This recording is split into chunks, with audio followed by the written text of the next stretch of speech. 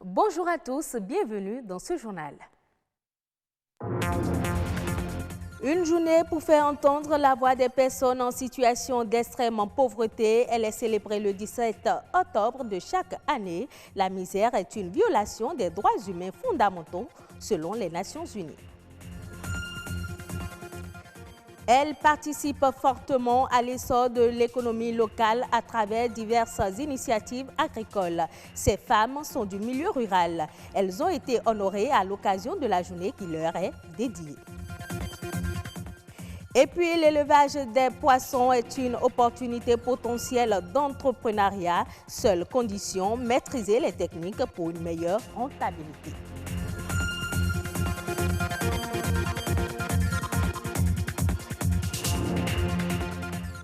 La journée mondiale du refus de la misère est célébrée le 17 octobre de chaque année depuis 1987. Une occasion pour faire entendre la voix des personnes en situation d'extrême pauvreté. La journée mondiale du refus de la misère est officiellement reconnue par les Nations Unies en 1992. Agir ensemble pour donner aux enfants, à leurs familles et à la société les moyens de mettre fin à la pauvreté, c'est le thème retenu pour marquer la journée. C'est un commentaire sur image de Aurélie Sauton.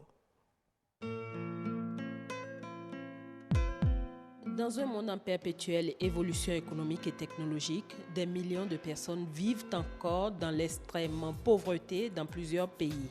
Une situation qui suscite une profonde indignation morale. Des hommes et femmes luttent au quotidien contre la faim et la misère.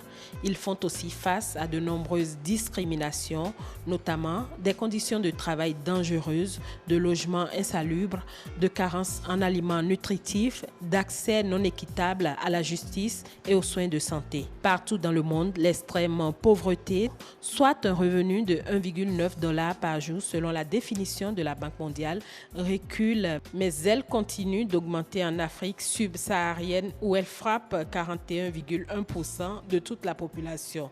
Les raisons de cette exception africaine sont parfaitement identifiées. C'est d'abord l'absence de contrôle des naissances, avec ce paradoxe heureux en soi, mais terrible pour la démographie galopante que le recul de la mortalité en dessous de 5 ans, accompagné d'un reflux relativement faible dans le taux de fécondité. Le taux de fécondité est plus élevé parmi les pauvres et la famille plus nombreuse. À ce cercle vicieux s'ajoutent les conflits ethniques, les catastrophes écologiques, la corruption. Agir ensemble pour donner aux enfants, à leurs familles et à la société les moyens de mettre fin à la pauvreté. C'est le thème de l'édition 2019 de la Journée mondiale du refus de la misère. Il est donc important de rappeler que les enfants en situation de pauvreté sont avant tout des êtres innocents, mais ils grandissent au sein de familles pauvres où ils subissent les conséquences de vie difficiles. Ils connaissent l'angoisse du lendemain qui tenaille leurs parents et portent des charges trop lourdes pour eux. Cette année, la mobilisation va permettre l'expression des enfants et l'engagement des adultes. Le slogan de l'année scandé par un enfant s'adresse aux grands. Engagez-vous pour mes droits.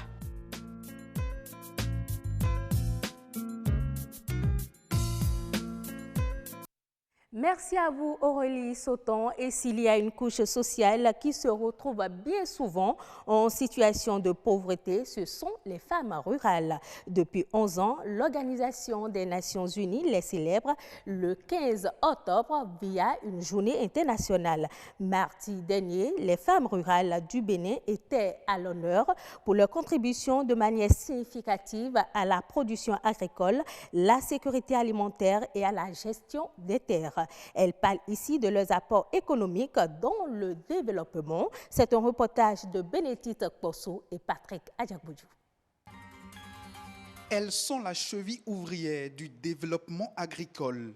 Les femmes rurales agricultrices se retrouvent au premier plan des initiatives en zone rurale.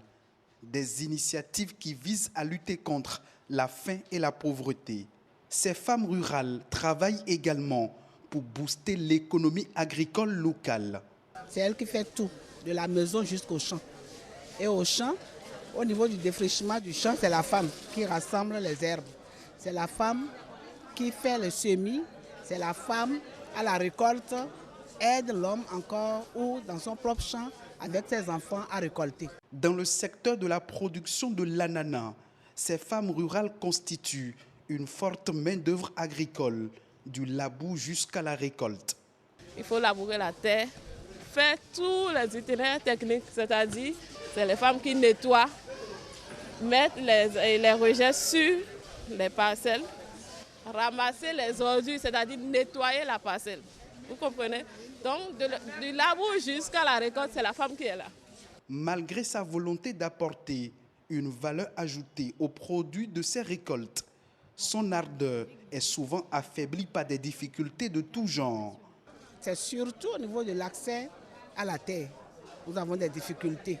Pour l'octroi des terres, c'est un peu difficile parce que le revenu est souvent maigre et on n'arrive pas à faire un bon chiffre d'affaires pour pouvoir acheter les terres ou louer. C'est le marché d'écoulement qui est notre difficulté aujourd'hui. Si la femme agricultrice, notamment dans l'ananas, peut avoir le marché stable, là, on va s'en sortir. 2019 est l'année de la reconnaissance des efforts de la femme rurale béninoise. Ici, agricultrices et transformatrices sont célébrées et honorées par la Chambre d'agriculture du Bénin. Ces femmes saisissent l'occasion, le temps d'un atelier, pour dire leurs attentes.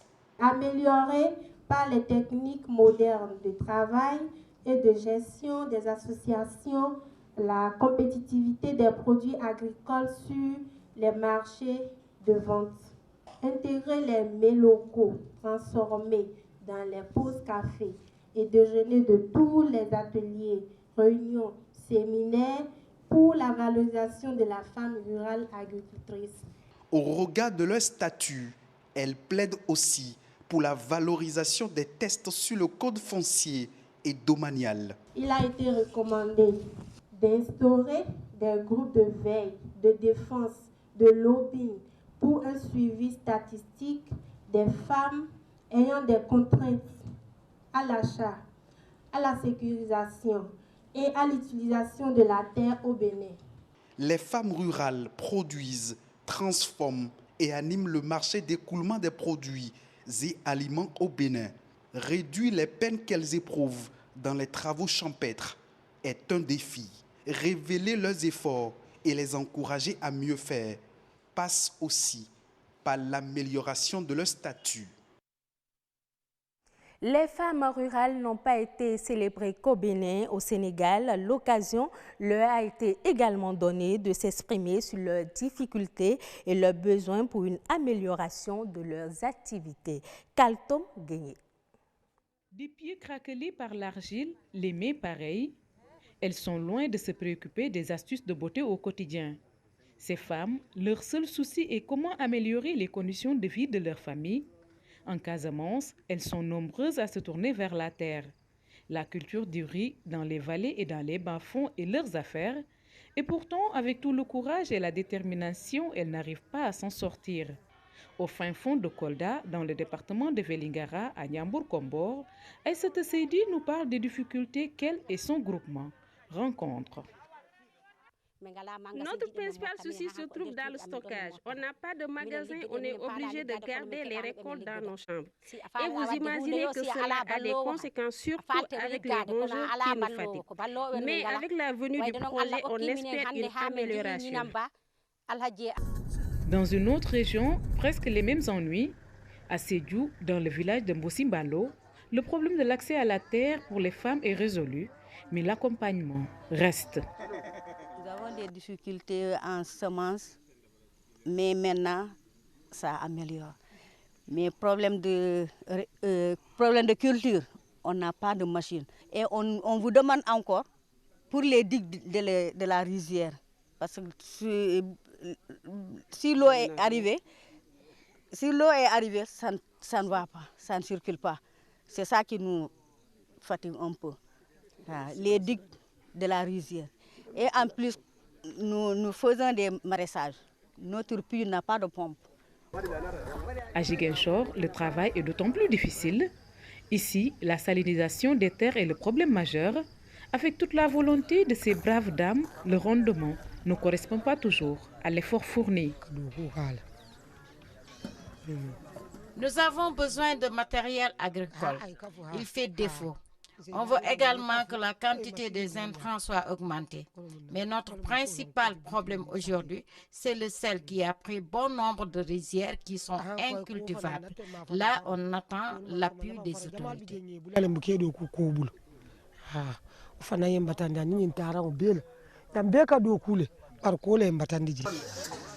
Le monde rural appartient aux femmes.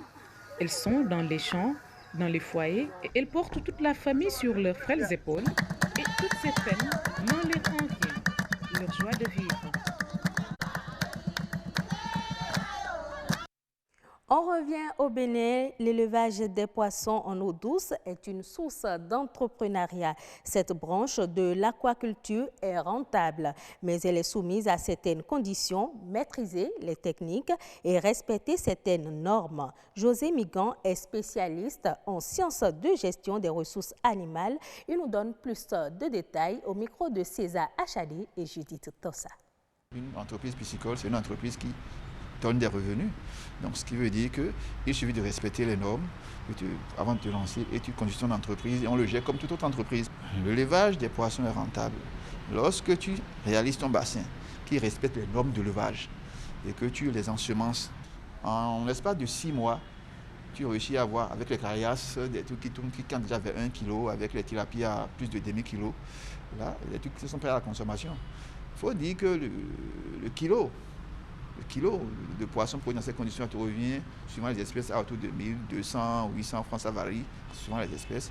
Et tu les revends à partir de 1800, 2000, 2500. C'est sûrement rentable. Pour avoir une entreprise de pisciculture, il faut d'abord avoir un site qui répond aux normes piscicoles, c'est-à-dire où il y a la disponibilité permanente de l'eau. Un terrain qui doit être imperméable, qui ne doit pas laisser l'eau s'infiltrer complètement pour épuiser la disponibilité en eau. Toute personne qui est passionnée par l'élevage des poissons, qui aime la chose, qui se donne une petite formation, peut se lancer dedans. Lorsque tu ne t'y connais pas, tu n'as jamais fait, que tu te lances, tu risques de perdre, de te mélanger les pédales. Donc tout le monde, non. Toute personne passionnée, qui aime la chose, qui veut réussir dans ce sens-là, qui se donne une petite formation, peut le faire. Au Zimbabwe, le prix du pain a augmenté de 60% dans la nuit du mardi en raison des coûts croissants de la production. La baguette coûte désormais $15 zimbabwéens, soit environ 28 francs CFA, contre 9,45 centimes de dollars, estimés à 18 francs CFA dans la journée du mardi dernier. Interrogé par Reuters, le président de l'Association nationale des boulangers souligne que cette hausse s'explique par l'envoi des coûts du carburant et de l'électricité ainsi que les coupures récurrentes. Confrontée à une crise énergétique, la société zimbabwéenne d'énergie a en effet décidé d'augmenter le prix du kilowattheure d'électricité, une augmentation évaluée à près de 320%. Et ce sera tout pour cette édition. Merci de votre fidélité à la chaîne du développement.